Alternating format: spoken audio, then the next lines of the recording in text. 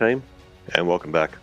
I know I said the Staghound build would be the next video up, but it's going a bit slower than I hoped.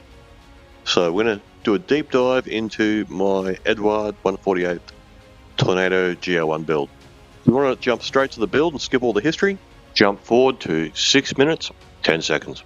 Enjoy. Rightio.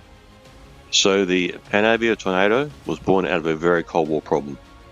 By the late 1960s, NATO needed an aircraft capable of flying low and very fast through Soviet air defences, smashing targets behind enemy lines, and somehow surviving long enough for the pilots to get back to the mess for tea and medals. Rather than each country building its own aircraft, Britain, West Germany and Italy teamed up under the company Panavia Aircraft GmbH to create a single multi-role strike aircraft, which, considering how most multinational projects go, was either a miracle of engineering or proof that everyone was just too stubborn to quit.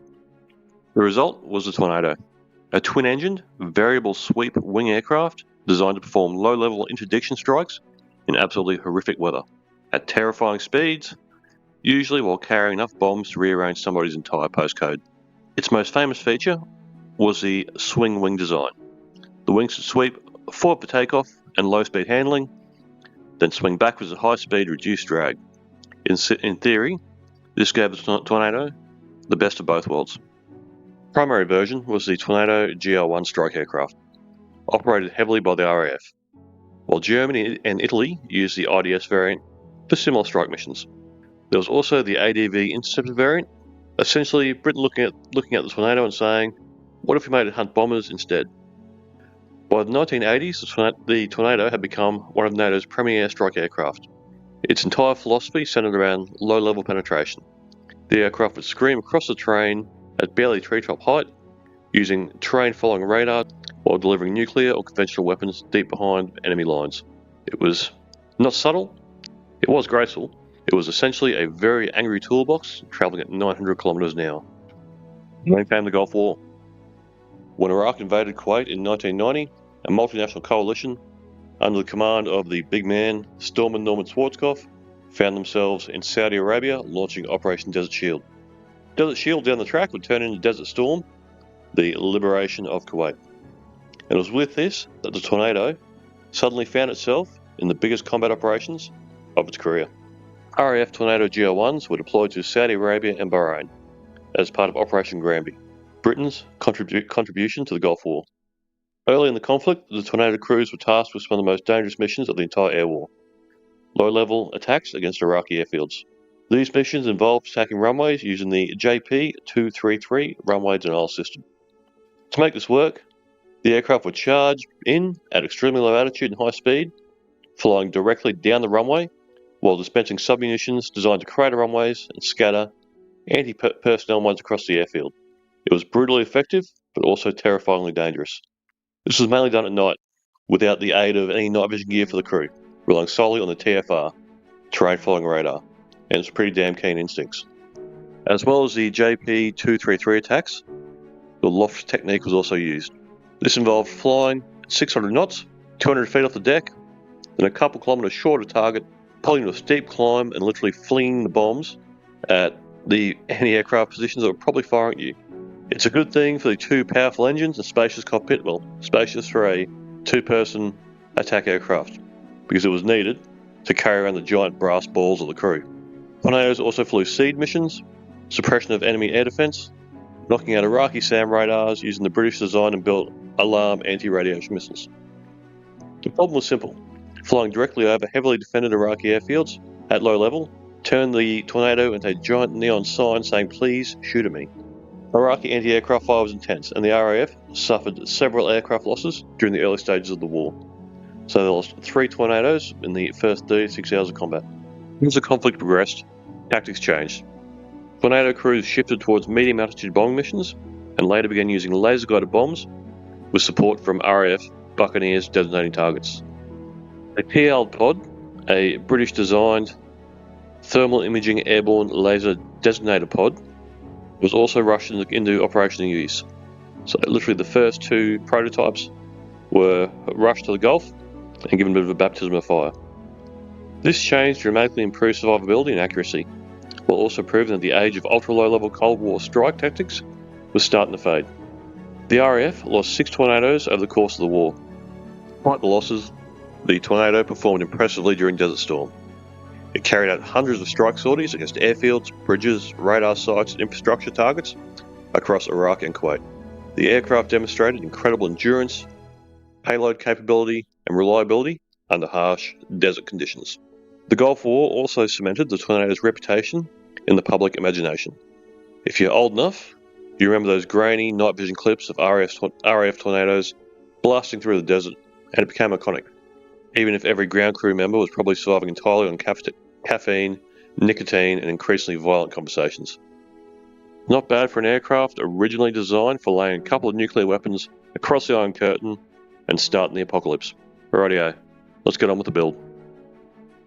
Rightio, so the kit itself is based around the 2014 Revel GR.1, and as with all your Eduard limited editions, comes with some resin injection seats, wheels, and some very nice colour PE.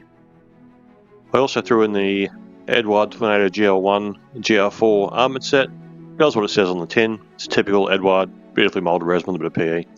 To that I added the ResiKit F111 crew and the ResiKit exhaust. Although this would come back to haunt me a little, seeing a random late night too many whiskeys internet buy. I bought the set for the Hobby Boss Tornado. As with most of the Eduard limited edition kits, one has an absolute plethora of aircraft you can build, all being RAF Tornadoes from Desert Storm, most with rather the saucy nose art on them. The ResiKit figures just needed a little bit of surgery to fit properly in the office.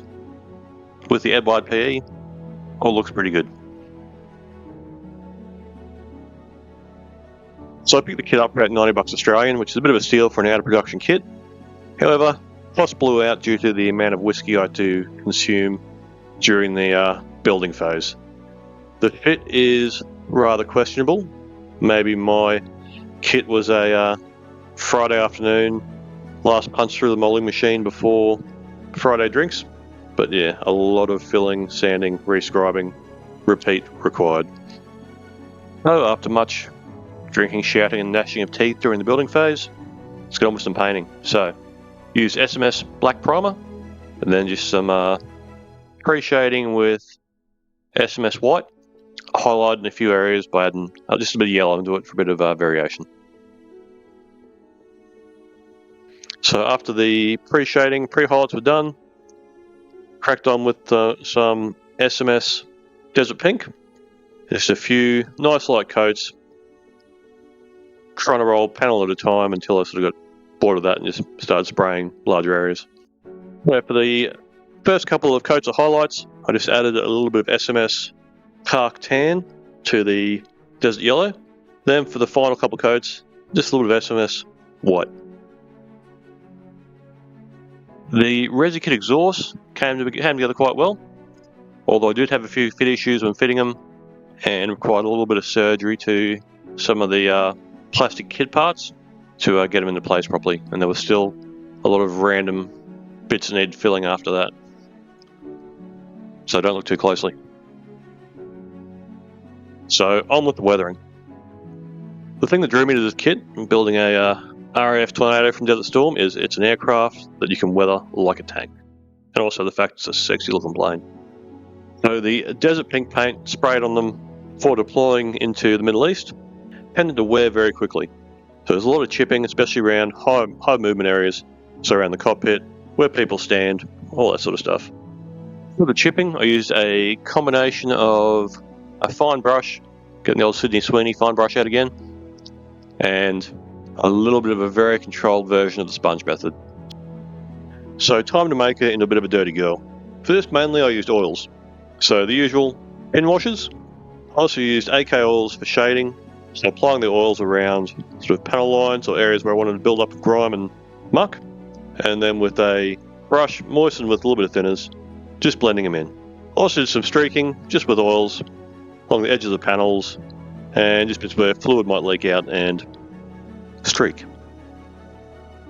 One thing I've noticed with tornadoes in general, but especially the Desert Pink painted RAF Gulf War tornadoes, is they get a big build-up of soot or sort of black grime around the bottom of the tail fin. So to replicate this, used a couple steps. First off, sprayed some very, very heavily diluted black lacquer, and then slowly built up the black sooty look just with some oils. And punching some oils in with a large flat brush, blending them out, removing the excess with a cotton tip moistened with a bit of white spirit. So for the weapons loadout, I wanted the early war screaming down Iraqi runways at night at 200 feet look. So with that, I've got the two JP233 dispensers, the Sky Shadow ECM pod, the Boz EC pod, being the chaff pod, the two drop tanks, and the two sidewinders. So the sidewinders and drop tanks are kit parts, the rest is all from the fantastic Eduard resin set. The painting process with the JP233s, they're that bloody big, I just treat them like I'm basically like the aircraft itself, and black base, highlights, and then just build up the paint on top. So the in-flight base is two pieces of 8mm clear plastic rod. First off, I had to sand them down a little bit. 8mm was just a touch too big to get it to fit.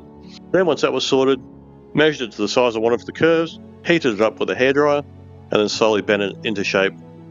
Overall, I'm pretty happy with this build. Took me about 3 months from go to woe. Construction of the kit was character building, but very much enjoyed the painting, weathering, and finishing. Next up will be the first part of a full build, being the 135th Staghound. Enjoy the build, and cue the dramatic music.